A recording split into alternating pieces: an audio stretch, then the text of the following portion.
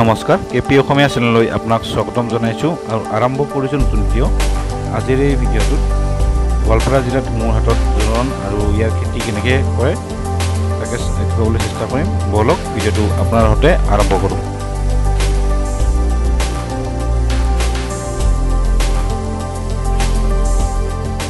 জুটুক প্ৰথা অসমত শেষ হোৱা নাই বহুত জাগাত এতিয়াও জুটুক প্ৰথা চলি আছে বিশেষকৈ নামনি অসমত কিছু কিছু ঠাইত তো মই আহিছোঁ গোৱালপাৰা জিলাৰ ধুমুৰহাট আৰু ধুমুৰহাটত মোৰ ভাইটি বিয়াৰ কাৰণে কইনাৰ জোৰণ দিব আহিছোঁ আৰু জোৰণ যেতিয়া প্ৰথম আলোচনা হৈছিলে বিয়াত আমি 1 টকা ডিমাণ্ড কৰা নাই তো ইহঁতলৈ বহুত কষ্ট কৰি থাকে ইহঁতৰ খেতি বাতি নহয় প্ৰায় এতিয়া যেতিয়া ৰবি শস্য অকল কৰিব পাৰে বাকীটো খালি মানে খাৰিফ শস্য নহয়ে তো মই দেখুৱাই আছোঁ চাওক ইহঁতলৈ কিমান কষ্টত থাকে ইহঁতে আমি বহুত সুখত আছোঁ আমাক কিমান দৰকাৰ নাই ঘৰত ছোৱালী নিব আহিছোঁ এয়া চাওক ইহঁতে কিমান ঘৰবিলাক বানপানী ডুবি থাকে কিমান ওখ ওখ ঠাইত পিছফালে দেখি আছে কিমান ওখ ওখ ঠাইত বনাইছে মাটি উঠাই কাৰণ এইবিলাক যিবিলাক খেতি কৰিছে সেইটো বাৰিষা কালত আনকি অক্টোবৰ মাহলৈকে এইবিলাকত পানী জমা হৈ আছিলে এইটোত মই ৰাস্তাত থিয় দি আছোঁ এই ৰাস্তাটোত পানী জমা হৈ থাকে এটা নাওৰে অহা যোৱা কৰিব লাগে ইহঁতে আশা কৰিছোঁ যিবিলাক অঞ্চলত মোৰ ভিডিঅ'টো চাব বা তেওঁলোকৰ যিবিলাক জতুক প্ৰথা আছে তেওঁলোকেও আমাৰ নিচিনাই হৈ থাকক তেওঁ কাপোৰ ৰাখি নকৰিব কাৰণ কাপোৰ যদি বিয়া পাতিব খোজে ছোৱালী ঘৰৰ পৰা ছোৱালী নিয়া কাৰণ উলিয়াই দিয়া এখন ঘৰৰ পৰা এখন ঘৰত কিমান কষ্টকৰ তেওঁৰ ছোৱালী ঘৰহে বুজি পায় মোৰো ভণ্টি আছে আপোনালোকৰো ভণ্টি বাইদেউ কোনোবা আছে তো আমাৰ জতুক প্ৰথাটো শেষ হওক সেইটো মেছেজেৰে মই এই ভিডিঅ'টো বনোৱা হৈছে আৰু ধুমুৰহাটত ইয়াৰ ৰবি শস্য কৰিছে সৰিয়হ আৰু ইফালে মাটি চহাই থৈছে খেতি হোৱা নাই খেতি কৰা নাই এতিয়ালৈকে কৰিব কাৰণ বছৰৰ বাৰিষা কালত গোটেই পানী ডুবি থাকে ৰবি শস্য কৰে খেতি ৰবি শস্য মানে হ'ল ঠাণ্ডা দিনত বা শীতকালত কৰা খেতি তো এয়া চাওক ধুমুৰহাটৰ খেতি আজি এটা বিশেষ অনুষ্ঠান লৈ মই ইয়াতে আহিছোঁ কিন্তু ধুমুৰহাটত আমি প্ৰথমবাৰৰ কাৰণে বঙাইগাঁৱলৈ যাম কিন্তু তাৰ এটা বিশেষ মানে বাৰ্তা ইয়াত দি যাম কাৰণ ধুমুৰহাটত জতুক প্ৰথা চলিছিলে আৰু এতিয়া আমি যে লৈ যাম 1 টকা জতুক নলওঁ 5 পইচাৰো জতুক নলওঁ গতিকে এইটো এটা ডাঙৰ মেছেজ ইয়াত সেই সম্পৰ্কে আহিছোঁ তো মই এইটো পিছলৈ ইয়াৰ মানুহজনক লগ কৰিম আৰু তেওঁৰ পৰা আপোনালোকে জানিব পাৰিব কাৰণ ইয়াত অকল চাইনাবোৰৰ ধানৰ খেতি কৰিব পাৰে বাকী গোটেই বছৰ ইয়াত যেতিয়া খেতি কৰিছে এইটো খেতিত অকল 6 মাহে খেতি কৰে আৰু 6 মাহ পানীত বুৰ গৈ থাকে এইবিলাক জেগাত মাছ মাৰে পানী হৈ থাকে তো এইবিলাক কৰিছে খেতি বিভিন্ন ধৰণৰ খেতি কৰিছে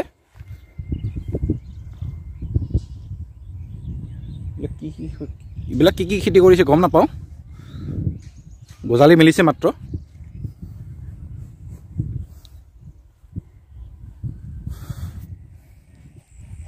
কেনেকৈ কৰিছে তিতা কেৰেলা খেতি পটলৰ খেতি দুটা মিক্স আছে আৰু প্লাষ্টিকেৰে দি দিয়া আছে আৰু ইয়াৰ সৰিয়হৰ খেতি আৰু লগতে আছে কমকৈ কৰিছে এইবিলাক নহৰুৰ খেতি ইফালে আছে আলু খেতি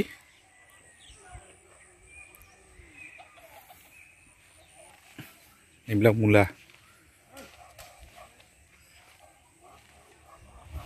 ইফালে ৰঙালাও এখন চাং ঘৰ দিব ইয়াতে এইবিলাক নহৰু আছে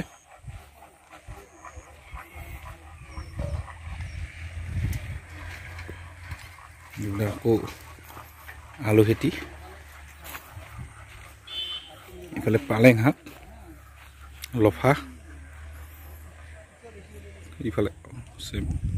আছে বেঙেনা এইটো জেগাত এইবিলাক মূলা আছে চাওক কি ধুনীয়া খেতি কৰিছে ইয়াতে এতিয়া খৰালি ৰবি শস্য কৰিছে খেতি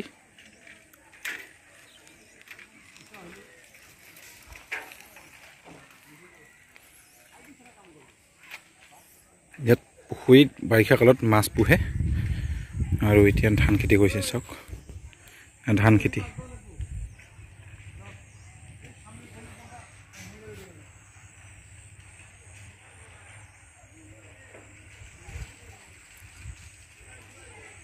এডোখৰ মাটিতে বহুত কেইটা শস্যৰ খেতি কৰে ইহঁতে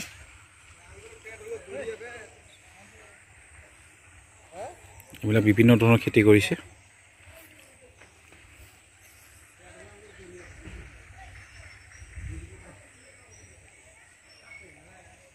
আৰু এইবিলাক মানুহৰ ঘৰ যেটো বানপানী এৰিয়া গতিকে ঘৰৰ অখুকে বনোৱা হৈছে আৰু আলি নিচিনাকৈ বনাইছে এইটো এয়া ধুমুঘাটৰ কইনা ঘৰত এখন সভা বহিছে আমি জোৰোণ দিবলৈ আহিছোঁ ইয়াত আছে বুঢ়া সমাজ আৰু মহিলা সমাজ তেওঁলোকৰ লগত আমি যিখিনি বস্তু আনিছোঁ তেওঁলোকক শ্ব' কৰিব লাগে আৰু তেওঁলোকৰ নীতি নিয়মবিলাক আমাক বুজাই দিছে কেনেকুৱা কি হয় কাৰণ যিহেতু ঠাই বিশেষে অঞ্চল বিশেষে নিয়মবিলাক বেলেগ বেলেগ হয় চ' এইটোৰ কাৰণত তেওঁলোকে বুজাই দিয়াৰ কাৰণে এখন সভা লেখীয়াকৈ মানুহ হৈছে আৰু মাজত এই ডাঙৰীয়াই মাজত তেওঁ এজন অসম চৰকাৰৰ কাম কৰে গতিকে তেওঁ মাজত মধ্যস্থতাকাৰী হিচাপত বুজাই দিছে দুয়োফালে যে কেনেকৈ কি হ'ব কি নহ'ব তো যিহেতু আমি আমাৰ বঙাইগাঁৱৰ পৰা গৈছোঁ আৰু যিহেতু তাত গোৱালপাৰা জিলাও বেলেগ হয় আৰু বহুত ভিতৰত হয় প্ৰায় বাংলাদেশৰ পৰা ওচৰতে হয় আৰু 40 কিলোমিটাৰ নিলগত বাংলাদেশ ইফালে ওচৰতে জলেশ্বৰ এখত আছে কইনা দেউতাক লগত খুৰাক ইয়াত চাব পাৰিছে আৰু নীতি নিয়মবিলাক বুজাই দিছে আমি কেনেকৈ কি কৰিব লাগিব নালাগিব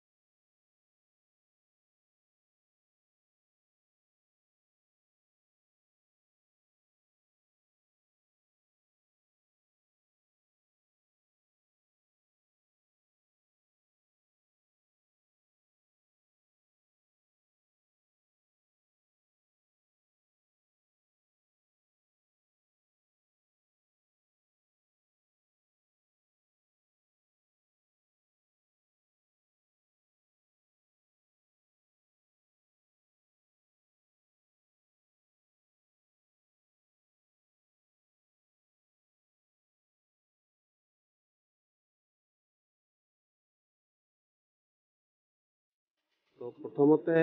সমাজত বৰ্তমান যেটো যৌতুক প্ৰথালৈ হেৰি চলি আছে সেইটো এটা সমাজৰ বেধি হয়। আজি আমাৰ ভতিজী ছোৱালীৰ কাৰণে যিখন বিয়াৰ কৰ্ম আদি চলি আছে এইখিনিত